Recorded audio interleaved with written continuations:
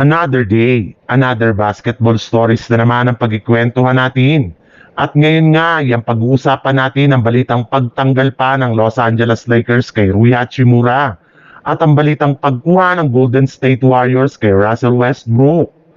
Ikinumpirma na nga ng front office ng Miami Heat na wala na nga daw silang plano pa na i-trade si Andrew Wiggins sa Los Angeles Lakers ngayong off-season bagkus balak lamang nga nila itong isama sa kanilang lineup bago mag-umpisa ang kanilang training camp.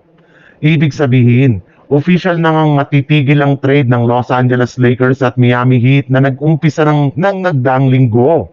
Wala na rin naman yung ibang choice ngayon si Rob Pelinka kundi sundin ang kagustuhan na ito ng Miami Heat. At dahil rin nga sa nangyari ay tuluyan na rin naman yung ligtas mula sa trade ang ilan sa mga players ng Lakers na napabilang sa trade package na ipang-o-offer sana ni Rob Pelinka bilang kapalit ni Andrew Wiggins.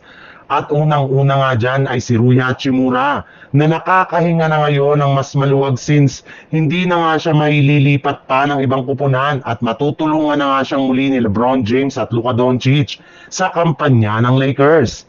Pero hindi rin naman nga ibig sabihin na hindi na siya pwedeng tanggalin ng Lakers gayong posible nga na mangyari pa ito sa darating na trade deadline sa Pebrero kapag hindi naging maganda ang kanyang performance at kapag umugong na naman ang trade ni Andrew Wiggins.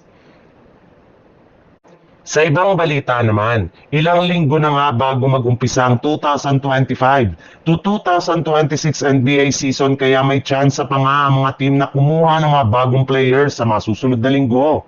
May pag-asa pa rin naman nga ang mga manlalaro na nananatili ngayong isang free agent para makakuha sila ng bagong kontrata.